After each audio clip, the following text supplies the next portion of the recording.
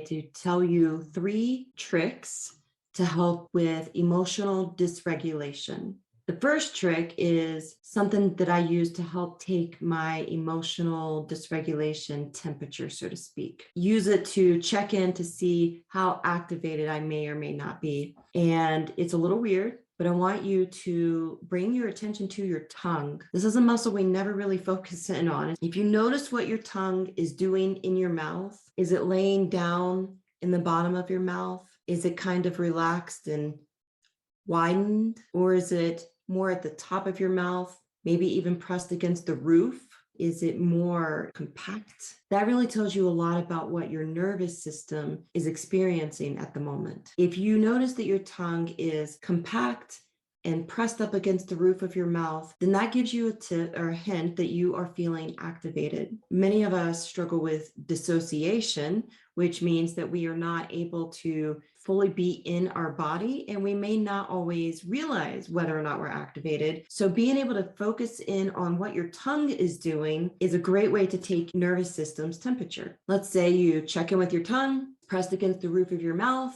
Now what? How do you tell your nervous system that it's okay to chill out? 2 quick tips I wanted to bring to your attention. One is pretty common. I want to talk just a little bit about belly breathing. You probably are familiar with this. You may be sick of hearing about it, but bear with me. The reason belly breathing is so important is because when we breathe deeply, we are activating our diaphragm. I don't know if you can see my hands, which is lower down below our ribs. When we do that, it presses the diaphragm into the vagus nerve. And you don't have to go researching all of this unless you're curious like me. But the vagus nerve, when activated, helps tell our nervous system that we're safe, that everything is just okay. A lot of times it helps us find perspective in recognizing that the activation that we're feeling, that activation that our tongue is responding to, is just a memory and it's not happening right now. And we are safe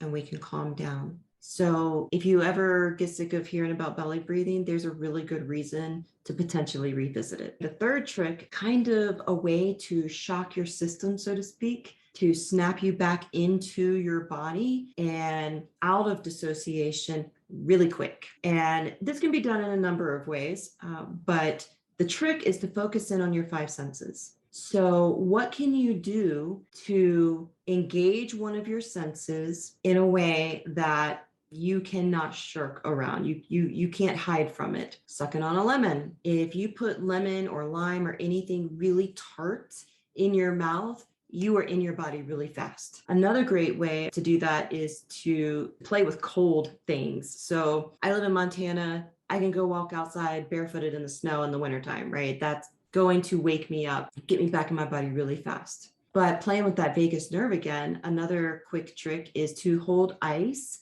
to the left side of your face. And be careful, don't give yourself a brain freeze, but just rub an ice cube along the left side of your face, because the vagus nerve runs closer to the surface on the left side of your face. And so it's going to have a similar but quicker response as that deep belly breathing engaging your vagus nerve. So there you have it, just a quick recap. I want you to check in with your tongue to take your nervous system's temperature. If your tongue tells you that you're feeling some activation, then you can do some belly breathing to help get back in your body, and or you can rub ice cube along the left side of your face and or suck on a lemon. There you go. There's your quick tip.